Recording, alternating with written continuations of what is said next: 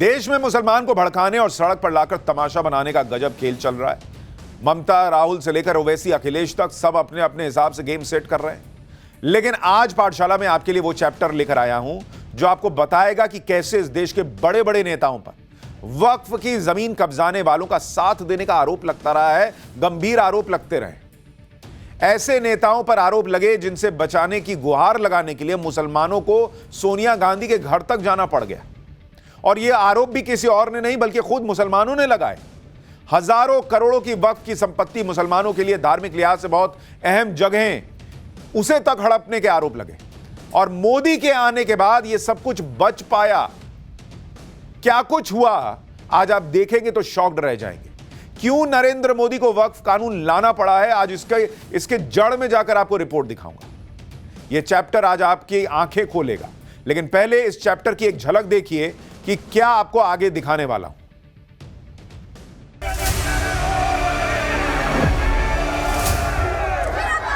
Congress leader उनको सरपरस्ती कर रहे हैं। इसमें दो नाम बहुत सामने आए हैं, एक सलमान खुर्शीद साहब का, दूसरे अहमद पटेल साहब के नाम, कि ये सरपरस्ती कर रहे हैं इन लोगों की, जिसकी वजह से ये बड़े बड़े कब्जे कायम हैं।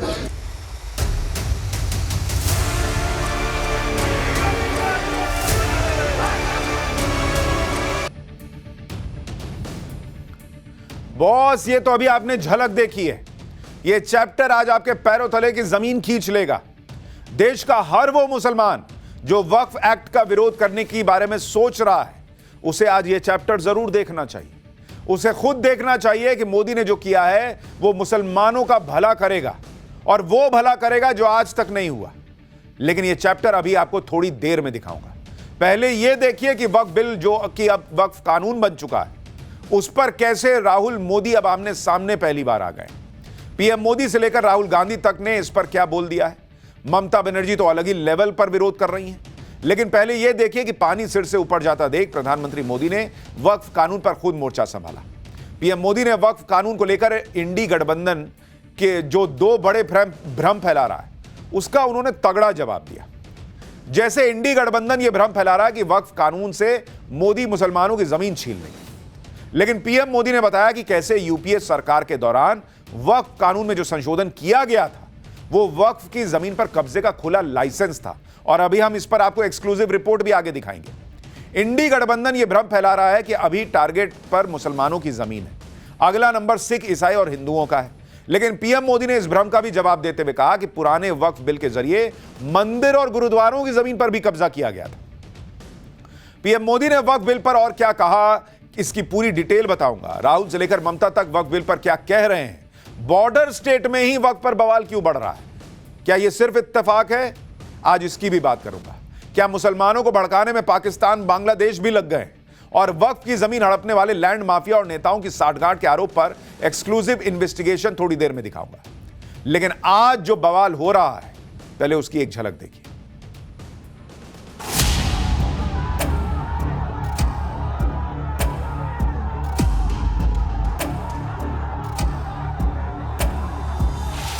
तुम गोली मार के मार भी दो तो हमको यूनिटी से तुम निकालने नहीं सकते हो। सरकार उस बिल को वापस लो। वक्फ बिल फ्रीडम ऑफ रिलीजन पर आक्रमण है। हमारी मस्जिद से कोई खिलवाड़ करेगा, कब्रिस्तान से खिलवाड़ करेगा, बाप दादा की पुरखों की जमीन जो वक्फ है उसमें खिलवाड़ करेगा, लोग ऐसे बड़े बैठे रहेंगे। वक्फ कानून जो वक्फ की संपत्तियों को कब्जा करने के लिए कानून बनाई है मोदी सरकार, उसके खिलाफ पूरे देश में हम लोग आंदोलन कर रहे हैं।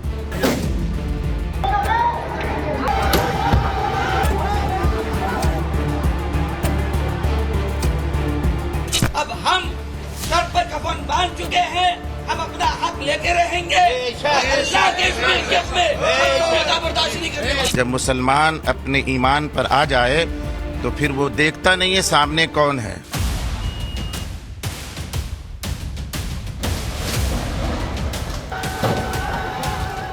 हम लोग सरकार बनाएंगे और सरकार बना के इसको लागू नहीं होने दिया। तो मुसलमान वो कौम नहीं है जो आपकी धमकियों से डर जाए। आपकी गोलियां कम पड़ेंगी, हमारे सीने कम नहीं पड़ेंगे।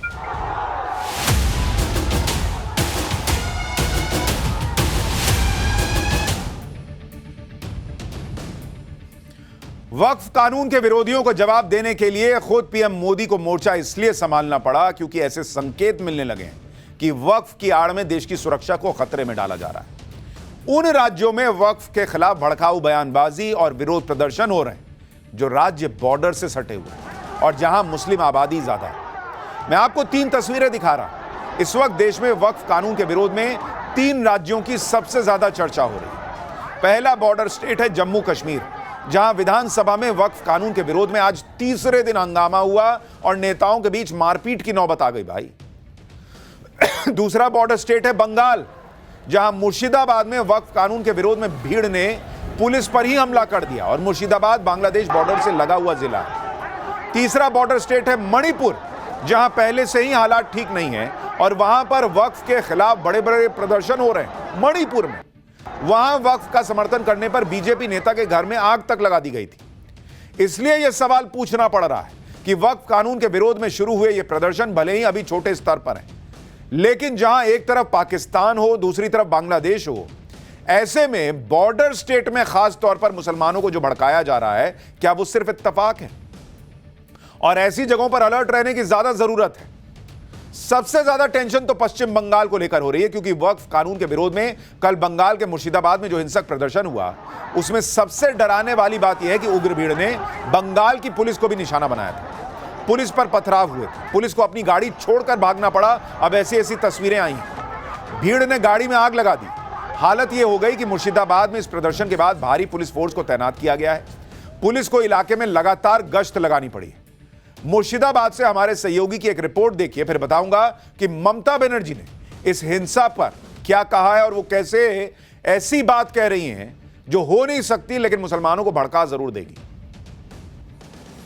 प्रदर्शन हो रहा था और इसी इलाके में जो है ये आप सड़क देख रहे हैं, यहाँ पर घंटों तक प्रदर्शन चलता रहा। कहा जा रहा है करीब करीब 3 बजे से लेकर 7 बजे तक यहाँ पर प्रदर्शनकारी जो है वो सड़क रोक कर यहाँ पर बैठे थे और उसके बाद ही पुलिस से उनको समझाने बुझाने की कोशिश की, लेकिन उनकी लाख कोशिशों के बावजूद जब वो नहीं हटे तो उन पर लाठीचार्ज किया। आप देखिए बीते रात की ये तस्वीरें हैं, शाम की तस्वीरें हैं, जहां पर इस पुलिस गाड़ी को आग के हवाले कर दिया गया था। हालांकि रात में ही गाड़ी को यहां से हटा लिया गया है, लेकिन इसके निशान अभी भी यहां पर है जब हिंसा यहां पे भड़की थी। आप ये भी देखिए कि जिस मुर्शिदाबाद में वक्फ कानून के खिलाफ हिंसा भड़की, वो इलाका कहां पर है। मुर्शिदाबाद जिला बांग्लादेश के बॉर्डर से लगा हुआ जिला है। मुर्शिदाबाद में 125 किलोमीटर का बॉर्डर इलाका है। मुर्शिदाबाद में 66% से ज्यादा मुस्लिम आबादी है और इस इलाके में सियासी रूप से टीएमसी का दबदबा है। मुर्शिदाबाद हिंसा को लेकर बीजेपी आरोप लगा रही कि कल जिस भीड़ ने हिंसा की थी वो रोहिंग्या और बांग्लादेशी थे। बीजेपी नेता दिलीप घोष का दावा है कि पहले भी सीए एनआरसी कानून के खिलाफ इसी जिले में हिंसा भड़की थी। सुनिए एक बार दिलीप घोष को। बल्कि इनकी इतनी हिम्मत हो गई, पुलिस की गाड़ी जला देते हैं, पुलिस की थाना जला देते हैं, फिर भी चलता रहता है। ये कौन लोग कर रहे हैं? ये सब रोहिंग्या है, घुसपैठिया है और इनको पनाह देकर रखा गया है। इसीलिए 450 किलोमीटर का बेड़ा लगाने नहीं दिया जाता। बारबेडो है कि आएंगे, उत्पात करेंगे, जाएंगे, हमको चुनाव में जिताएंगे। ममता बनर्जी का प्रोत्साहन से, इस उनका देखरेख से सब कुछ हो रहा है। जब सरकार ममता दीदी तुष्टीकरण की सीमा पार कर जाती है, रक्षक ही भक्षक बन जाए। आज ममता दीदी ही भक्षक बन गई हैं, इसीलिए खुली छूट दे रखा है। शासन का काम है कंट्रोल करना। मुर्शिदाबाद हिंसा को लेकर बीजेपी यही आरोप लगा रही है कि यह सब ममता सरकार के इशारे पर हुआ है। अब इस आरोप में कितनी सच्चाई है यह तो नहीं पता, लेकिन हिंसा पर ममता बनर्जी का जो बयान है वो आया है वो हैरान करने वाला है। हिंसा को लेकर ममता बनर्जी ये सही से, हालांकि कई लोगों को यही उम्मीद थी कि वो हिंसा करने वालों को सख्त चेतावनी तो कम से कम देंगी, उन पर कड़े एक्शन का भरोसा देंगी, लेकिन यहां तो ममता बनर्जी नरमी बरतती दिख रही, जैसे हिंसा करने वाले ही पीड़ित हो। ममता बनर्जी कह रही है कि वक्फ कानून से अल्पसंख्यक दर्द में है, उनका दिल दुखा है। इतना ही नहीं, ममता बनर्जी उन्हें भरोसा दे रही हैं कि वो अल्पसंख्यकों और उनकी प्रॉपर्टी की रक्षा करेंगी, बंगाल में ऐसा कुछ होने नहीं देंगी। सुनिए जरा ममता बनर्जी को। और माइनॉरिटी लोगों को हम एक बात कहते हैं, देखिए, आप लोगों को दिल में दुख हुआ है वॉक ऑफ प्रॉपर्टी के लेके। आप भरोसा रखिए, बंगाल में ऐसा कुछ नहीं होगा जिसमें कोई डिवाइड एंड रूल होगा। आप लोगों ने ये मैसेज दीजिए कि सबको एक साथ में रह के बचना है, जियो और जीने दो। इसके लिए बेसमाल होने का बात नहीं है। देश की संसद से पास हुआ कानून है। ममता बनर्जी किस हिसाब से कह रही हैं कि यहां हम कुछ नहीं होने देंगे? क्या नहीं होने देंगे? क्या मतलब बंगाल में कानून लागू नहीं होगा क्या?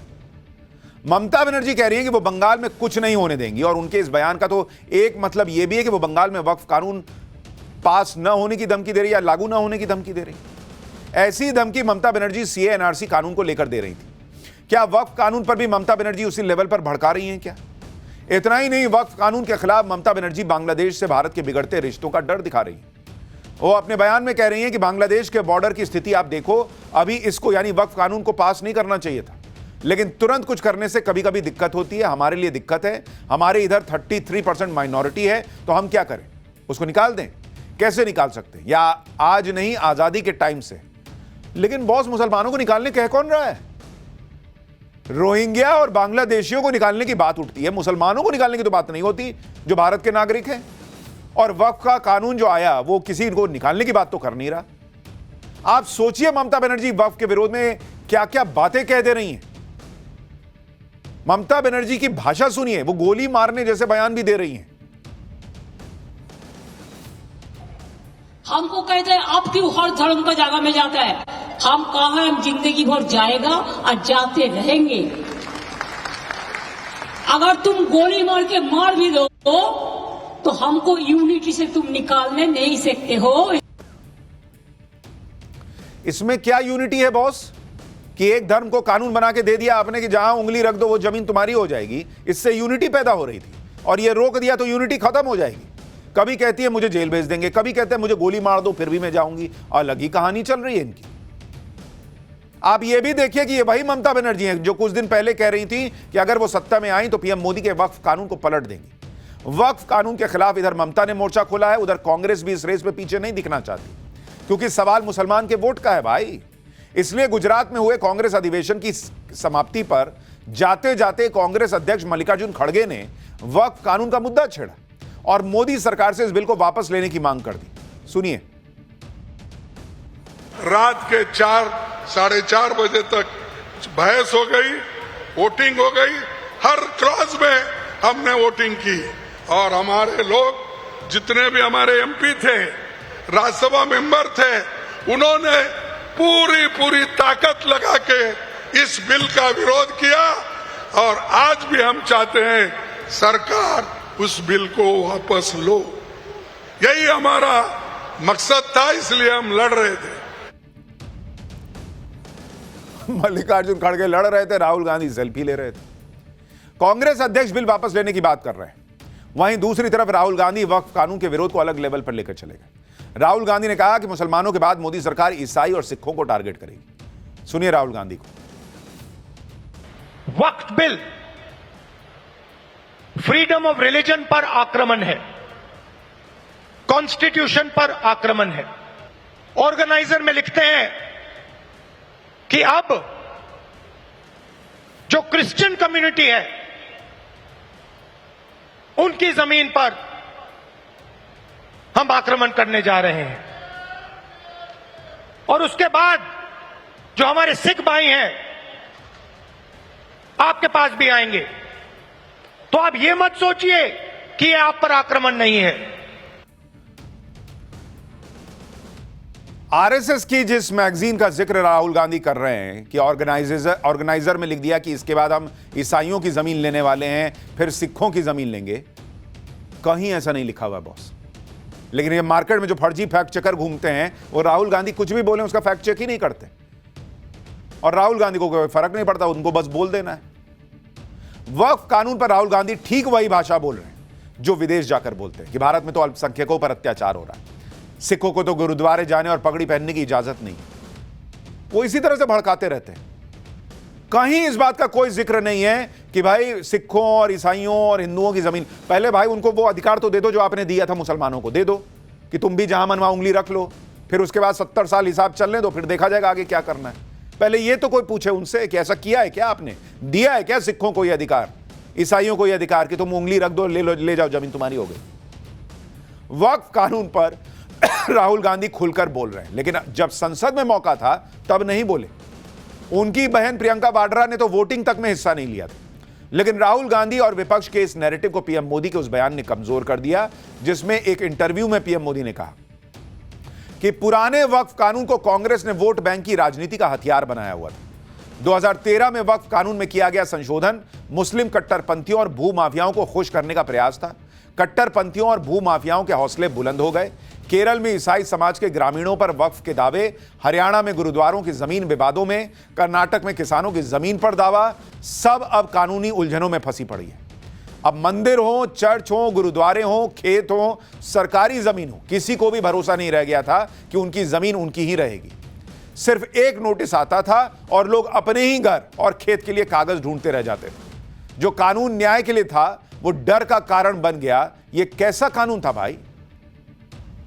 और आज अगले चैप्टर में मैं आपको दिखाऊंगा इतिहास के वो पन्ने खोलकर कि कैसे पीएम मोदी जो कह रहे हैं वही कांग्रेस राज में हो रहा था, और कांग्रेस के नेताओं पर आरोप लगा कि उन्होंने वो काम किया है, और मुसलमानों ने आरोप लगाया। भाई आगे दिखाऊंगा भी। पीएम मोदी ने वक्फ पर कांग्रेस का पूरा कच्चा चिट्ठा खोल दिया। वक्फ बिल पर मोदी सरकार का साथ देने के लिए संघ भी अब मैदान में आ गया है। खबर है कि संघ से जुड़े लोग मुस्लिम समुदाय के पास जाएंगे, उन्हें इस बिल का फायदा बताएंगे। आरएसएस के मुस्लिम राष्ट्रीय मंच ने देशव्यापी प्रेस कॉन्फ्रेंस और सेमिनार आयोजित करने की योजना बनाई है। यानी जहां एक तरफ मुस्लिम संगठन अपने नेटवर्क का इस्तेमाल कर वक्फ के विरोध की बड़ी बड़ी योजना बना रहे हैं, वहीं दूसरी तरफ अब संघ का बड़ा नेटवर्क इस विरोध के नेटवर्क को तोड़ेगा और मुस्लिम समुदाय से बात करके वक्फ कानून के विरोध में जो भ्रम फैलाया जा रहा है उसे दूर करेगा। वक्फ संशोधन कानून को सफल बनाने के लिए मोदी सरकार ने पूरी ताकत झोंक दी। ग्राउंड पर आरएसएस तो उतर ही रहा है, दूसरी तरफ मोदी सरकार सुप्रीम कोर्ट में भी कानूनी लड़ाई लड़ने के लिए तैयार हो गई। खबर है कि मोदी सरकार की तरफ से भी सुप्रीम कोर्ट में वक्फ कानून को लेकर एक कैविएट अर्जी दाखिल की गई। कैविएट अर्जी का मतलब होता है कि कोई पक्ष कोर्ट में यह अर्जी देता है कि भाई अगर आपके पास इस पर मामला आया है तो मुझे बिना सुने, मेरा पक्ष बिना सुने फैसला मत दीजिएगा। जिस तरह से वक्फ कानून के विरोध में सुप्रीम कोर्ट में याचिकाओं की लंबी लाइन लग गई है, उस पर एक्टिव होते हुए मोदी सरकार सुप्रीम कोर्ट चली गई है और सरकार की तरफ से कैविएट दाखिल करके कह दिया गया है कि भाई वक्फ कानून को लेकर आप कोई जल्दबाजी न कीजिएगा। ये लोग आपके पास आए हैं सुप्रीम कोर्ट, लेकिन आप कुछ भी फैसला लेने से पहले एक बार हमको पहले सुन लीजिएगा। सरकार उनका जवाब देना चाहती है। इस अर्जी के जरिए भी सुप्रीम कोर्ट को सरकार का पक्ष और क्लियर हो जाएगा, उसे वक्फ कानून के खिलाफ अर्जियों पर फैसला लेने में मदद मिलेगी। यानी मोदी सरकार भी प्रोएक्टिवली काम कर रही है, वक्फ बिल के खिलाफ फैलाए जा रहे हर भ्रम को रोकने की हर संभव कोशिश कर रही है। जो लोग वक्फ कानून का विरोध कर रहे हैं वो सुप्रीम कोर्ट के फैसले तक का इंतजार नहीं कर पा रहे। वक्फ कानून पर नॉन स्टॉप हल्ला मच रहा है। विरोध के नाम पर सिर्फ सड़कों पर बवाल नहीं मचा, बल्कि तमाम राजनीतिक दल आपस में भिड़ गए। जम्मू कश्मीर विधानसभा में आज तीसरे दिन वक्फ कानून पर चर्चा के नाम पर जमकर बवाल कटा। नौबत हाथापाई तक पहुंच गई। सदन के अंदर नेशनल कॉन्फ्रेंस, पीडीपी और बीजेपी के विधायक आपस में भिड़ गए। नेशनल कॉन्फ्रेंस वक्फ कानून को लेकर चर्चा की मांग कर रही है, लेकिन बीजेपी इसका विरोध कर रही है और इसी बात पर विधायकों के बीच झगड़ा हो गया, जमकर धक्का मुक्की हो गई भाई। इस हंगामे के बीच आम आदमी पार्टी के इकलौते विधायक महराज मलिक काफी गुस्से में नजर आ रहे थे। वो पीडीपी विधायक वहीद पारा से भिड़ गए।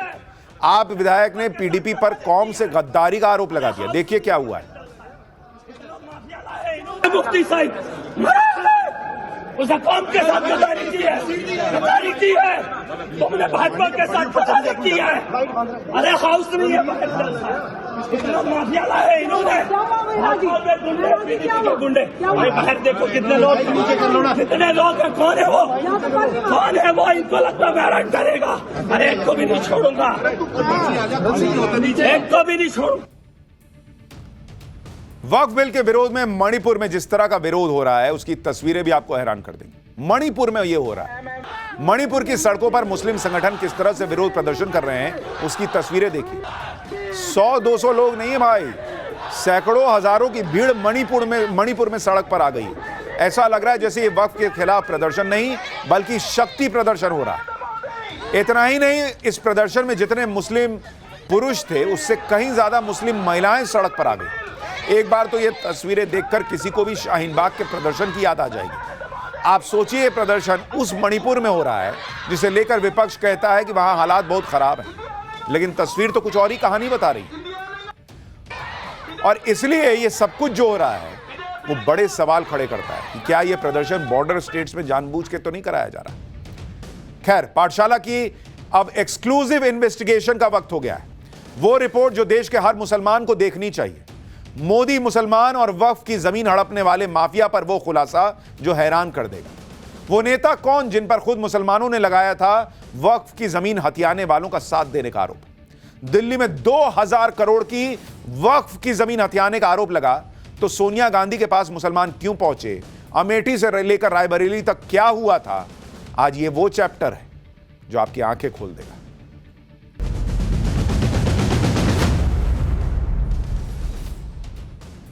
प्रधानमंत्री मोदी जो वक्फ एक्ट लाए उसके विरोध की सबसे बड़ी वजह यही बताई जा रही है कि सरकार मुसलमानों की जमीन छीन ले। लेकिन बॉस, आज मैं आपको दिखाता हूं कि मुसलमानों की जमीन छीनने, हड़पने और करोड़ों की वक्फ की जमीन को कौड़ियों के भाव लेकर मलाई खाने का काम कौन कर रहा था, या किस पर ऐसे आरोप लग रहे थे।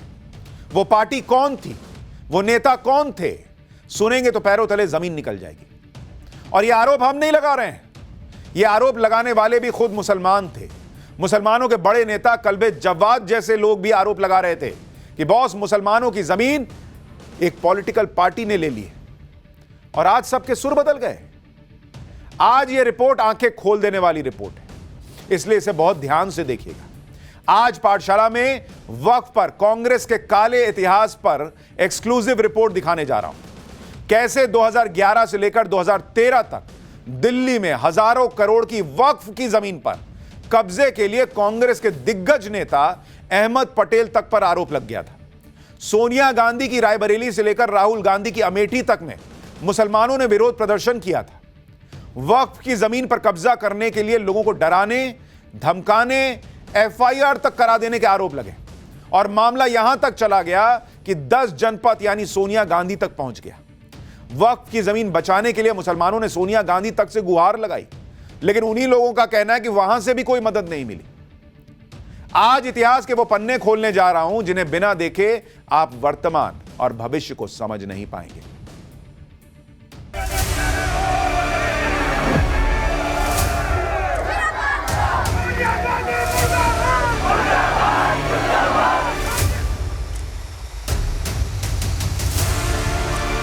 कांग्रेस लीडर उनकी सरपरस्ती कर रहे हैं, इसमें दो नाम बहुत सामने आए हैं, एक सलमान खुर्शीद साहब का, दूसरे अहमद पटेल साहब के नाम, कि ये सरपरस्ती कर रहे हैं इन लोगों की, जिसकी वजह से ये बड़े बड़े कब्जे कायम हैं।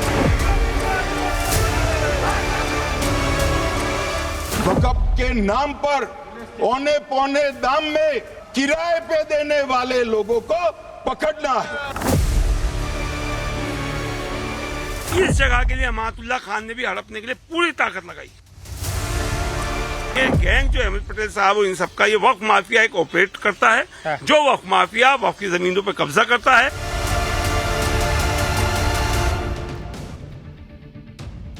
वक्फ बिल के मुद्दे पर कांग्रेस समेत पूरा विपक्ष एकदम अलबलाया हुआ है कि बाप रे बाप, मुसलमान की जमीन मोदी ले लेंगे।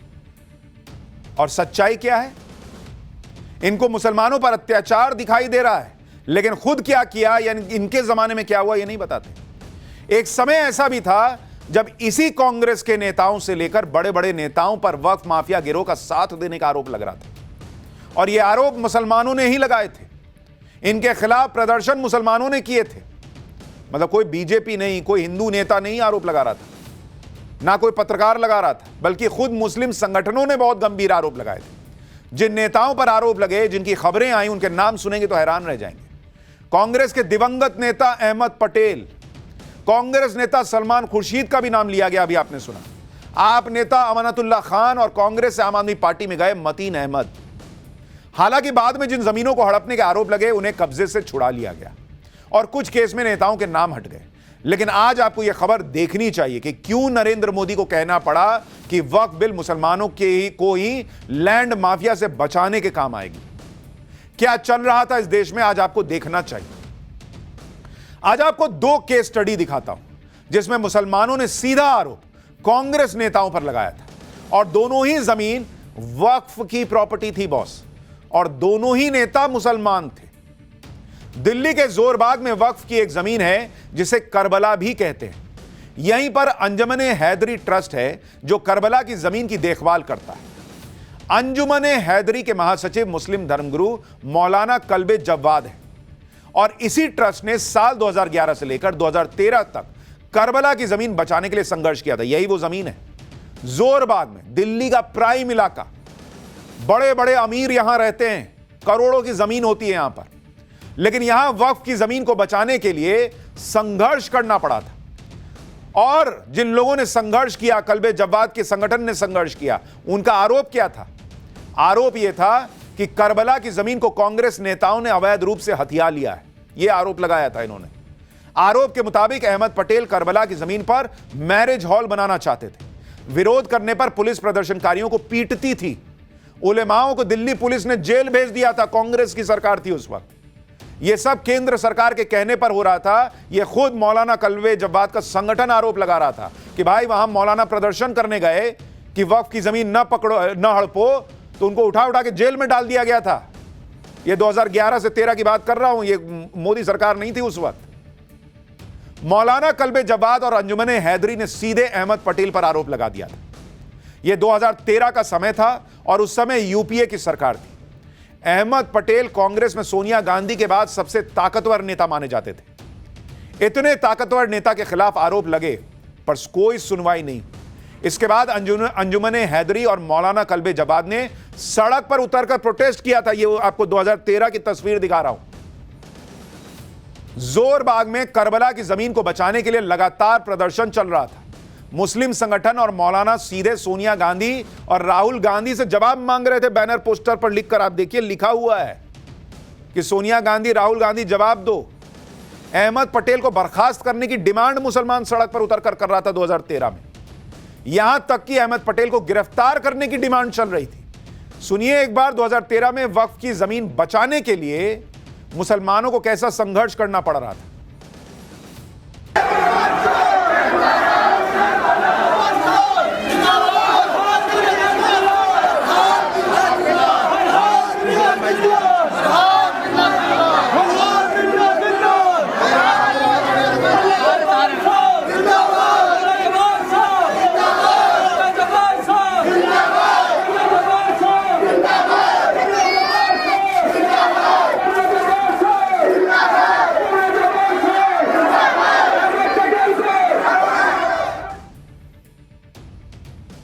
सोनिया गांधी के बेहद खास, उनके बाद सबसे शक्तिशाली व्यक्ति कांग्रेस में माने जाने वाले अहमद पटेल को अरेस्ट करो के पोस्टर लहराए जा रहे थे। ये देखिए आप, ये 2014 की तस्वीरें हैं, तब यूपीए की सरकार थी। मौलाना कल्बे जव्वाद और मुस्लिम संगठनों ने अहमद पटेल के खिलाफ सिर्फ दिल्ली में ही प्रोटेस्ट नहीं किया था, बल्कि दिल्ली से लेकर अमेठी तक विरोध प्रदर्शन हुआ। उस समय राहुल गांधी अमेठी से सांसद हुआ करते थे। राहुल गांधी और सोनिया गांधी तक अपनी बात पहुंचाने के लिए मुसलमानों ने अमेठी में प्रदर्शन किया और इस दौरान जमकर नारेबाजी हुई थी। जरा अमेठी में जो प्रदर्शन हुआ था वो भी देखिए।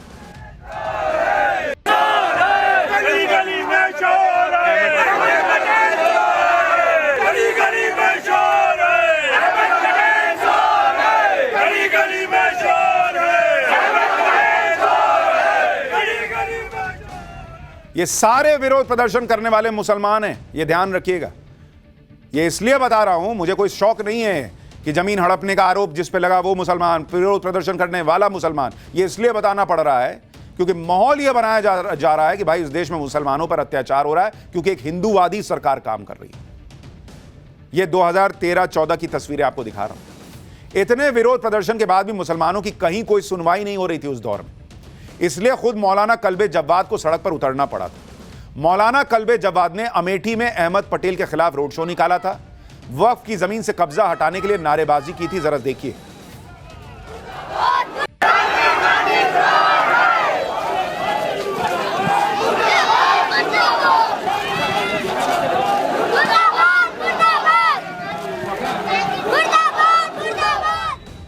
ये साल 2013 की तस्वीरें हैं जिसमें मौलाना कल्बे जवाद साफ दिखाई दे रहे हैं। कल्बे जवाद ने अहमद पटेल के खिलाफ उस समय दिल्ली में अपनी गिरफ्तारी भी दी थी। मतलब 2013 से लेकर 2014 जब तक चुनाव नहीं हुए तब तक ये लंबे समय तक चलता रहा। मौलाना कल्बे जवाद ने उस समय खुलकर अहमद पटेल का नाम लिया था। उनकी सरपरस्ती में वक्फ की जमीनों पर कब्जे किए जा रहे हैं, यह आरोप कैमरे पे लगाया था। सुनिए मौलाना कल्बे जवाद का 2014 का बयान आपको दिखाता हूं, जब यूपीए की सरकार थी, चुनाव हुए नहीं थे। सुनिए। मिशन मिला था यहाँ वक्फ डेवलपमेंट के लिए कोई जलसा होने वाला है जिसमें सोनिया गांधी जी और मनमोहन सिंह साहब सब लोग आएंगे, लेकिन मैं उसमें शरीक नहीं होना, बल्कि यहाँ मैं एहतजाज में शरीक होने आ गया, क्योंकि अब तो समझता हूँ कि जितने भी वक्त में तबाही हुई है उसकी जिम्मेदार गवर्नमेंट्स हैं, और ख़ास तौर से कांग्रेस गवर्नमेंट बहुत ज़्यादा जिम्मेदार है। इसकी वजह से औकाफ हमारे बहुत ज़्यादा तबाह हुए हैं, जिसकी मिसाल ये खुद शाह मददा दरगाह है कि जहाँ बहुत बड़ी ज़मीनों के ऊपर जो वक्फ माफिया हैं और जो लैंड माफिया उनके कब्जे, और जो कांग्रेस लीडर हैं उनकी सरपरस्ती कर रहे हैं, जिसमें दो नाम बहुत सामने आए हैं, एक सलमान खुर्शीद साहब का, दूसरे अहमद पटेल साहब के नाम, कि ये सरपरस्ती कर रहे हैं लोगों की, जिसकी वजह से ये बड़े बड़े कब्जे कायम हैं। मसला हल नहीं हुआ तो फिर हमने अमेठी में और रायबरेली में वहाँ के बहुत बड़ा प्रोटेस्ट मार्च किया जाएगा कांग्रेस के खिलाफ, और कांग्रेस ने जो वक्फ को तबाह किया मुसलमानों के, उसके खिलाफ ये एहतजाज हमारा होगा। मौलाना कल्बे जवाद 2014 में कह रहे थे कि कांग्रेस ने मुसलमानों के साथ बुरा किया है, वक्फ की जमीनों को बर्बाद कर दिया। ये वो आरोप लगा रहे थे। मौलाना कल्बे जवाद ने अहमद पटेल पर वक्फ की जमीन कब्जा करने का आरोप लगाया। साथ में उन्होंने सलमान खुर्शीद का भी नाम ले लिया था और अहमद पटेल के खिलाफ मदद मांगने सोनिया गांधी तक से मिलने चले गए थे। लेकिन आज वही मौलाना कल्बे जवाद वक्फ बिल का विरोध कर रहे हैं। वक्फ बिल से वक्फ की जमीनों पर कब्जा करने वालों पर लगाम लगेगा, जो आरोप यूपीए सरकार के दौर में कांग्रेस के नेताओं पर लग रहा था। खुद मौलाना कल्बे जवाद विरोध प्रदर्शन कर रहे थे। आज तो उनको इस बिल का समर्थन करना चाहिए, लेकिन आज वो इस बिल का विरोध कर रहे हैं। कह रहे हैं अफ्रीका के जंगलों से भी काला कानून बन गया है अब तो। एक बार आज के मौलाना कल्बे जवाद को सुनिए। कातिल भी तुम ही हो और जज भी तुम ही हो। गवर्नमेंट क्लेम करेगी और गवर्नमेंट अफसर फैसला देगा। अफ्रीका के जंगल में भी ऐसा कानून नहीं है जो आपने यहाँ बना दिया। झूठ है, टोटल झूठ। हमारे मोदी जी अफसोस की बात है, या तो उनको उनके जो एडवाइजर उन्होंने गलत बताया, या उन्होंने जानबूझ के बोला, जबकि पूरा अभी चले जाइए, आप ही हमने नोट किया है, ये विकीपीडिया से लिया गया है और AI में भी है। आयतुल्लाह खमैनी जी ने ईरान के इनकलाब लेकर आए, सबसे बड़े आलिम थे वो, उनका फतवा इस पे पूरे हवालों के साथ। सबसे ज्यादा दलितों को खतरा है, क्योंकि सबसे अब इसके बाद जो हमला होगा वो दलितों पर हमला होगा। कातिल भी तुम ही हो और जज भी तुम ही हो। गवर्नमेंट क्लेम करेगी और गवर्नमेंट अफसर फैसला देगा। अफ्रीका के जंगल में भी ऐसा कानून नहीं है जो आपने यहाँ बना दिया। झूठ है, टोटल झूठ। हमारे मोदी जी अफसोस की बात है, या तो उनको उनके। यही कल्बे जवाद 2014 में कह रहे थे कि कांग्रेस के राज में, कांग्रेस के रहते हुए वक्फ की जमीनें हड़पी जा रही, कांग्रेस ने सब बर्बाद कर दिया है। और आज जब यह नया कानून उस तरह की स्थिति को रोकेगा तो आज उसका विरोध कर रहे हैं। क्यों? दिल्ली के जोरबाग में जिस करबला की जमीन पर कब्जा करने का आरोप अहमद पटेल पर वो लगा रहे थे, आज उस केस के बारे में आपको बताता हूं। जोरबाग में, जो दिल्ली का बहुत पॉश इलाका है, वहां करीब 10 एकड़ में करबला की जमीन है। करबला में 700 साल पुरानी दरगाह भी है। यह देश का सबसे पुराना करबला माना जाता है और इसकी कीमत करीब 2000 करोड़ रुपए है। 2000 करोड़ रुपए की जमीन। यहां पर 2 एकड़ में राजधानी नर्सरी बनाई गई है और बाकी की जमीन पर कब्रें हैं या दूसरी चीजें। जोरबाग दिल्ली के पॉश इलाकों में से एक है और यहां की प्राइम लोकेशन पर यह वक्फ की जमीन है। खुद अंजुमन हैदरी के जनरल सेक्रेटरी ने बताया कि अहमद पटेल से इसको लेकर कई बार उनकी मुलाकातें हुई और अहमद पटेल ने कई बार कहा कि जमीन को तुम लोग छोड़ दो। फिर सोनिया गांधी तक से मुलाकात की गई, लेकिन कोई सुनवाई नहीं। एक बार सुनिए वो लोग क्या बता रहे हैं। पटेल साहब से मेरी खुद की कम से कम 100 मीटिंग हुई होंगी। 10वीं बार मेरी डायरेक्ट, तभी तो उनके घर के एड्रेस से मुझ पर FIR होती थी। मैं उनसे रेगुलर मुलाकात जब होती थी, हम उनसे बात करते थे कि आप ये क्यों करा रहे हैं, तो उन्होंने कई बार डायरेक्ट कहा कि नहीं, आप इसको विड्रॉ करिए। मैं सोनिया गांधी जी से मिला कल्बे जवाद साहब के साथ, उनके सामने सारी बात हुई। सोनिया गांधी जी ने कहा कि नहीं ठीक है कि हम इसको इमीडिएटली इसके ऊपर एक्शन लेंगे। सिर्फ वो दिखावा रहा, बातचीत रही, कोई एक्शन नहीं हुआ। ये जो जगह आप देख रहे हैं ये 10 एकड़ जगह है और कहां पर है? दिल्ली के जोरबाग में। वो एरिया जो दिल्ली का सबसे पॉश एरिया माना जाता है, इस बड़ी जगह को कब्जा करने की कोशिश की गई। और ये भी समझिए कि किस तरीके से ट्रस्ट के लोगों ने इस जगह को बचाने में एड़ी चोटी का जोर लगा दिया। देश में जगह जगह प्रोटेस्ट किए गए। किसके खिलाफ? कांग्रेस के एक बड़े नेता अहमद पटेल के खिलाफ। साल 2013, साल 2012, साल 2011 दबा के बहुत सारे जगहों पर प्रोटेस्ट किए गए। इस पूरे केस से अहमद पटेल को कानूनी लड़ाई का भी सामना करना पड़ा।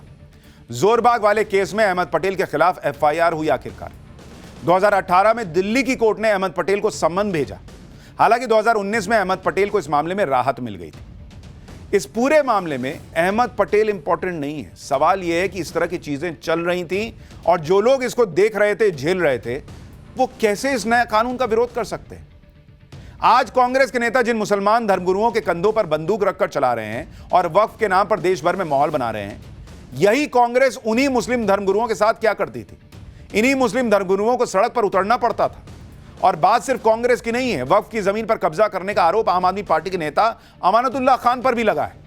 जोरबाग करबला की देखभाल करने वाले ट्रस्ट अंजुमन हैदरी ने अमानतुल्लाह खान के खिलाफ भी एफआईआर दर्ज कराई है। सुनिए एक बार कैसे वक्फ की जमीनों पर कब्जा करने के लिए बाकायदा गिरोह की तरह काम हो रहा है, यह आरोप लग रहा है। अहमद पटेल के साथ ही अमानतुल्लाह मिल गए, फिर अमानतुल्लाह खान इस पूरे गैंग में शामिल रहे। और अभी अमानतुल्लाह खान कौन? अमानतुल्लाह खान जो आपके नेता हैं, उनके खिलाफ अभी हमने एफआईआर कराई। इस जगह के लिए अमानतुल्लाह खान ने भी हड़पने के लिए पूरी ताकत लगाई, पूरी ताकत लगाई। कोर्ट के अंदर झूठे एफिडेविट दिए और उसके बाद में यहाँ पे अभी गुंडे भेजे। अभी पिछले 2 साल पहले वो तो आप समझिए कि उस टाइम पर जो होम मिनिस्ट्री से बहुत उसमें हेल्प हुई और राजनाथ जी के यहाँ से हेल्प हुई। और जो गुंडे अमानतुल्लाह ने भेजे थे वो 72 दिन तिहाड़ जेल में रहे, तो ये जगह बची। नहीं तो ये गैंग जो अहमद पटेल साहब और इन सबका ये वक्फ माफिया एक ऑपरेट करता है, जो वक्फ माफिया वक्फ की जमीनों पर कब्जा करता है। इसी तरह से कई नेताओं पर वक्फ की जमीन हड़पने या कब्जा करने की कोशिश के आरोप लगे। ऐसे ही एक नेता हैं चौधरी मतीन अहमद, जो फिलहाल आम आदमी पार्टी में हैं। मतीन अहमद दिल्ली वक्फ बोर्ड के अध्यक्ष रह चुके हैं। मतीन अहमद के बारे में एमए चांद ने आरटीआई के हवाले से खुलासा किया था, जिसके मुताबिक 2011 में लोकायुक्त में मतीन अहमद के खिलाफ शिकायत दर्ज कराई गई थी। इसमें कहा गया था कि वक्फ की जमीनों की डीलिंग में बड़ा करप्शन हुआ है। वक्फ की जमीनों को कौड़ियों के दाम किराए पर दे दिया गया था। 25 पैसे प्रति स्क्वायर यार्ड की दर से वक्फ की जमीनें किराए पर दी गई थी।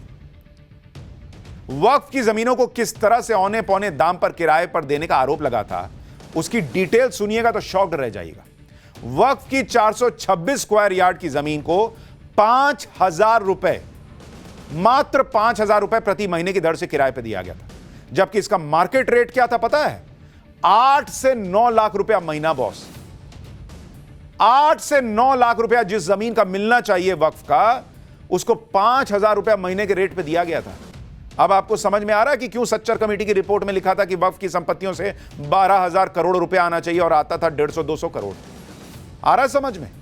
इसी तरह 8,316 स्क्वायर यार्ड की जमीन को 1,717 रुपए प्रति महीने की दर से किराए पर दिया गया, जबकि मार्केट में इसका रेट 2 लाख रुपया प्रति 300 स्क्वायर यार्ड था। वक्फ की 62,496 स्क्वायर यार्ड की जमीन को 250 रुपए प्रति स्क्वायर यार्ड की दर से किराए पर दिया गया था। इसका मार्केट रेट 20,000 रुपए प्रति स्क्वायर यार्ड था। नजफगढ़ में 503 स्क्वायर यार्ड वक्फ जमीन को 1,500 रुपए प्रति महीने की दर से किराए पर देने का आरोप लगा। नजफगढ़ की ही 274 स्क्वायर यार्ड जमीन को मात्र 822 रुपए प्रति महीने की दर से किराए पर दिया गया। कौड़ियों के भाव बॉस, कौड़ियों के भाव। इसलिए तो मैं कई बार पूछता हूं कि वक्फ बोर्ड के पास जमीन कितनी है, यह मत बताओ, यह बताओ कि वक्फ बोर्ड ने उस जमीन से आए पैसे का क्या इस्तेमाल किया, कितने गरीब मुसलमानों का भला किया। नहीं बता पाते हैं बॉस ये लोग। हालांकि मतीन अहमद के खिलाफ कोई एक्शन नहीं लिया जा सका। मतीन अहमद को बेनिफिट ऑफ डाउट देते हुए लोकायुक्त ने कुछ महत्वपूर्ण बातें कही। लोकायुक्त ने कहा था कि दिल्ली वक्फ बोर्ड के सीईओ और सदस्य पब्लिक फंक्शनरी की परिभाषा के तहत नहीं आते। इसी वजह से यह मामला दिल्ली लोकायुक्त के अधिकार क्षेत्र में ही नहीं आता। इसलिए मतीन अहमद को संदेह का लाभ देते हुए मामले से बरी कर दिया गया था। लोग पूछ रहे हैं कि यही तो सवाल है बॉस, आप कैरेक्टर हटा दीजिए, लेकिन वक्फ की जमीनों पर क्या चल रहा था वो सवाल नहीं पूछा जाना चाहिए। और यही चीज रोकने के लिए नरेंद्र मोदी ये कानून लाए, और ये बात मुसलमानों को समझनी होगी।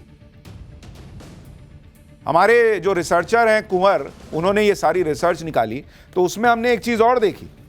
ये जो मौलाना कल्बे जवाद हैं, इन्होंने ये प्रेस रिलीज 2 फरवरी 2014 को जारी की थी, जिसमें उन्होंने बताया था कि भाई इस तरह से जमीन जो है वो कब्जाई जा रही है। और आप देखिए कि फरवरी में ये विरोध प्रदर्शन चल रहा है, हंगामा हो रहा है कि कांग्रेस ऐसा कर रही है, वैसा कर रही है, और मार्च के महीने में जस्ट चुनाव के पहले 123 प्रॉपर्टीज जो हैं वो दे दी गई थी। अगर आप देखेंगे 123 प्रॉपर्टी वो वक्फ को दे दी गई थी, आपको याद होगा, उसका नोटिफिकेशन आया। क्या ये सिर्फ इत्तेफाक था कि फरवरी के महीने में इतना जबरदस्त प्रदर्शन चल रहा था चुनाव के ठीक पहले, मुसलमान कह रहा था कि मेरी जमीनें वक्फ की ली जा रही हैं, और मार्च में 123 प्राइम लैंड की जमीनें वक्फ को दे दी गई थी यूपीए सरकार के समय से। पाठशाला में बगली क्लास, गुजरात में कांग्रेस ने नया जोर लगाया। राहुल, खड़गे, सोनिया भी पहुंचे, लेकिन भारी मिस्टेक हो गया। क्या देश का एक्सरे करने निकले राहुल गांधी की पॉलिटिक्स का वो एक्सरे जिसमें झोल ही झोल दिख रहा है। अब उसका चैप्टर।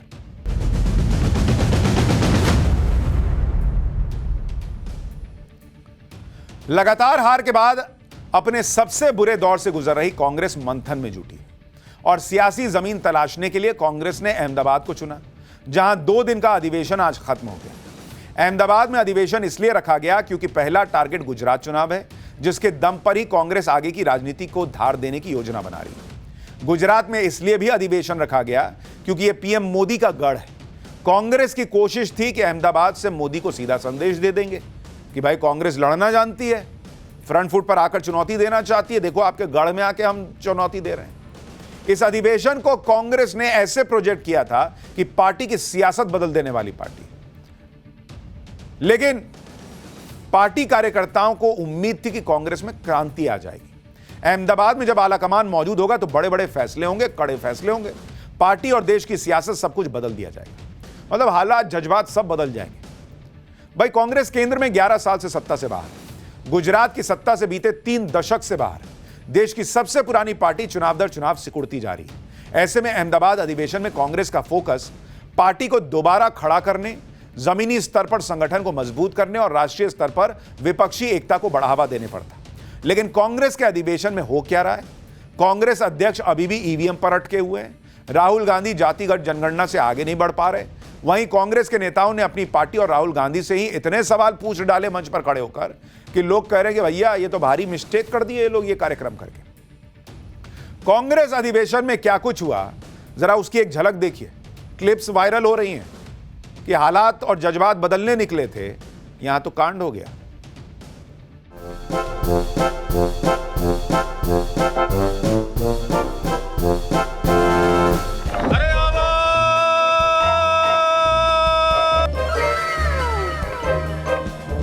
हमारे को पहले अपने अंदर झांकने की जरूरत है।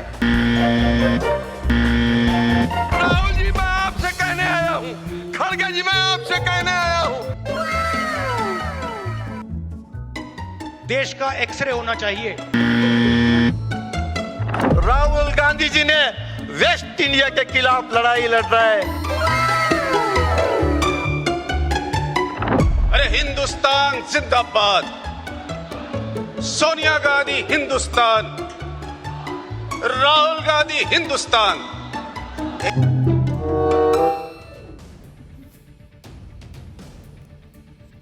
सीडब्ल्यूसी की बैठक में कांग्रेस के इतिहास पर चर्चा हुई तो भविष्य की बात भी हुई।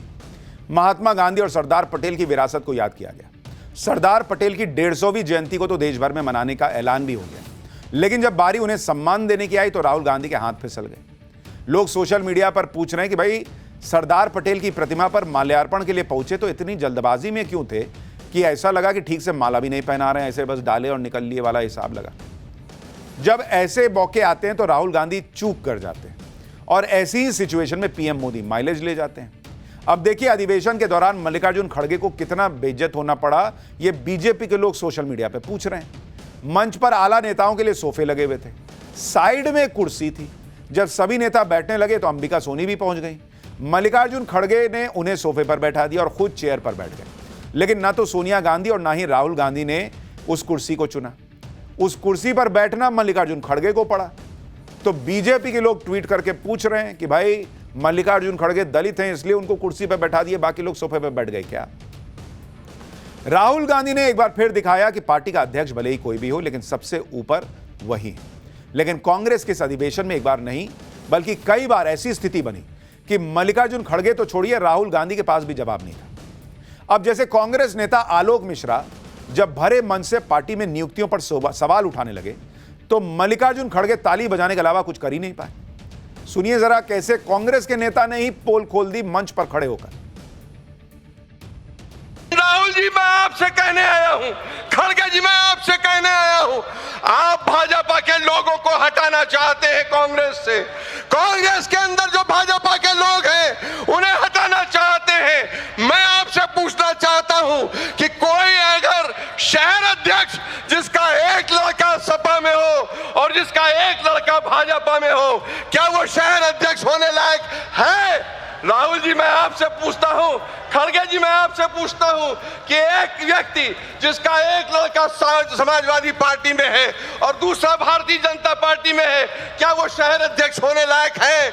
अगर वो है तो हम भी आपको स्वीकार करते हैं।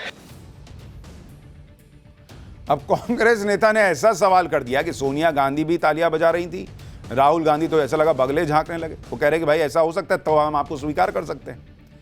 उसके बाद जब यूथ कांग्रेस के पूर्व अध्यक्ष श्रीनिवास बीवी बोलने खड़े हुए तो राहुल गांधी मन ही मन सोच रहे होंगे कि इनका भाषण कब खत्म होगा। भाई सुनिए एक बार श्रीनिवास बीवी ने क्या कह दिया, उसके बाद बताऊंगा कांग्रेस के अंदरूनी पॉलिटिक्स पर किसने तंज कस दिया। महात्मा गांधी जी ने ईस्ट इंडिया कंपनी के खिलाफ लड़ाई लड़ा। आदरणीय हमारा नेता राहुल गांधी जी ने वेस्ट इंडिया के खिलाफ लड़ाई लड़ रहा है। ये जो लोग हैं दो ही लोग हैं, इस देश को बेचने का काम कर रहा है। यही का दो लोग हैं, उस देश को बेचने के साथ उसको लेने का काम करने का काम कर रहा है। बेचने का काम कर रहा है, लेने का काम कर रहा है, कुछ ढंग से समझ नहीं आ रहा है। ऊपर से गुजरात जो खुद वेस्ट में है, वहां वेस्ट इंडिया को के खिलाफ लड़ाई लड़ रही है कांग्रेस के नेता कह रहे हैं। पार्टी के कार्यक्रमों और रैलियों में नेताओं के नाम पर नारे लगते तो आपने सुने होंगे, लेकिन कांग्रेस अधिवेशन में जब कांग्रेस नेता नदीम जावेद पहुंचे तो उन्होंने राहुल गांधी और सोनिया गांधी के नाम के नारे लगाए तो कई लोग अपनी हंसी छिपा नहीं पाए। देखिए क्या माहौल बना। अरे हिंदुस्तान जिंदाबाद, सोनिया गांधी हिंदुस्तान, राहुल गांधी हिंदुस्तान। एक बार बस बोलूंगा, आप बोल देना हम एक है। अरे आवाज दो।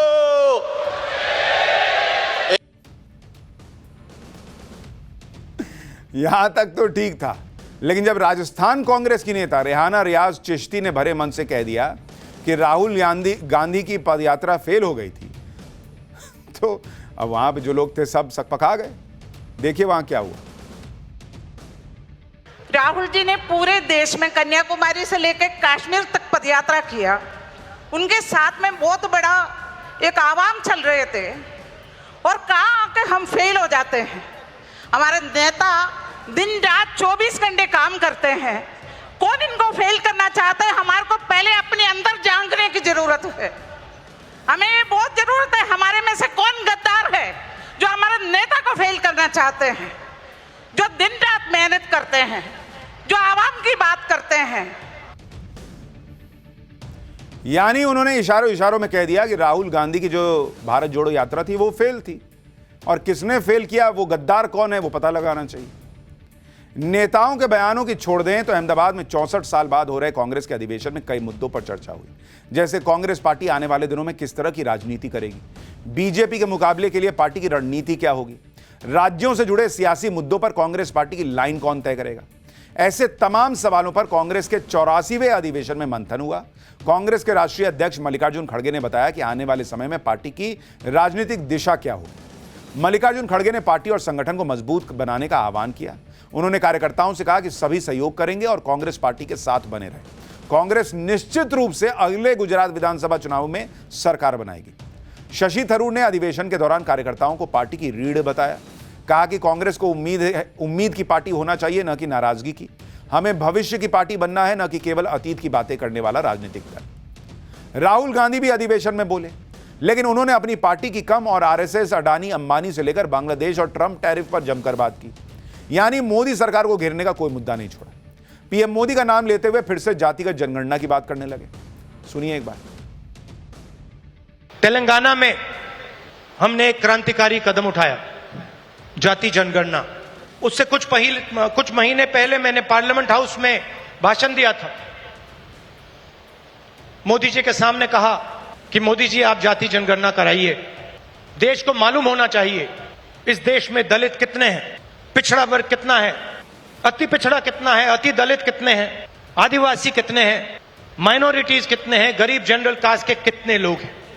मुझे यह पता लगाना था कि इस देश में किसकी कितनी भागीदारी है। उस समय मैंने कहा था कि देश का एक्सरे होना चाहिए। एक तरफ राहुल गांधी जातिगत जनगणना की बातें कर रहे हैं, तेलंगाना का एग्जाम्पल देकर देश का एक्सरे करने की बात कर रहे हैं, लेकिन उन्हें अपने नाना जवाहरलाल नेहरू की उस चिट्ठी को भी याद कर लेना चाहिए जो उन्होंने आरक्षण को लेकर मुख्यमंत्रियों को लिखी थी। पीएम मोदी ने उस चिट्ठी का कुछ हिस्सा संसद में पढ़कर सुनाया भी था। जवाहरलाल नेहरू ने अपनी चिट्ठी में लिखा था कि मैं किसी भी आरक्षण को पसंद नहीं करता और खासकर नौकरी में आरक्षण तो कतई नहीं। मैं ऐसे किसी भी कदम के खिलाफ हूं जो अकुशलता को बढ़ावा दे, जो दोयम दर्जे की तरफ ले जाए। कांग्रेस के अधिवेशन में पार्टी को आगे ले जाने पर चर्चा होनी थी, लेकिन पूरा फोकस तो मोदी से कैसे निपटा जाए इसी पर रहा। मल्लिकार्जुन खड़गे ने भी बीजेपी पर जमकर खींच उतारी। पार्टी की हार से बौखलाए मल्लिकार्जुन खड़गे कैसे एक बार फिर ईवीएम पर भड़क गए, जरा देखिए। पूरी दुनिया के विकसित देश ईवीएम को छोड़कर बैलेट पेपर की तरफ चल गए। कहीं भी दुनिया में ईवीएम्स नहीं है, सिर्फ भारत में है।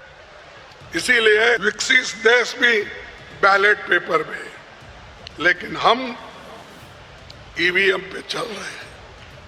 ये सब फ्रॉड है, मैं ये कहूंगा, लेकिन वो लोग प्रूव करो। अरे आपने ऐसे टेक्निक बना लिए हैं कि जिससे आपको फायदा हो, अपोजिशन पार्टी को नुकसान हो, ऐसे टेक्नोलॉजी बनाकर अगर हमको हराना चाहते हैं तो आज नहीं कल इस देश के नौजवान उठेंगे और आपको हाथ पकड़ के ये कहेंगे हमको बैलेट पेपर होना चाहिए, ईवीएम नको। यानी फिर वही घिसी पिटी बातें, नई शुरुआत करना चाहते हैं, लेकिन वही फंसे हैं कि भाई ईवीएम में गड़बड़ी। भाई ईवीएम में गड़बड़ी है तो फिर ये सब करके क्या मिल रहा है आपको? फिर छोड़ दीजिए। और फिर 99 पे क्यों खुश हो रहे थे कि राहुल गांधी ने तो गजब कर दिया, मोदी जी की छाती 56 इंच नहीं रह गए वगैरह वगैरह, क्यों कर रहे थे? तब भी आप रोते कि मेरी 99 क्यों आई, मेरी 5-6 हजार सीटें आ जानी चाहिए थी, ऐसा कुछ बोल देते। बोलने में क्या है, 543 से आपको क्या मतलब रह गया? वही पुरानी कहानी, लेकिन चाहते हैं कि पिक्चर हिट हो जाए नए तरीके से। कैसे होगी भाई?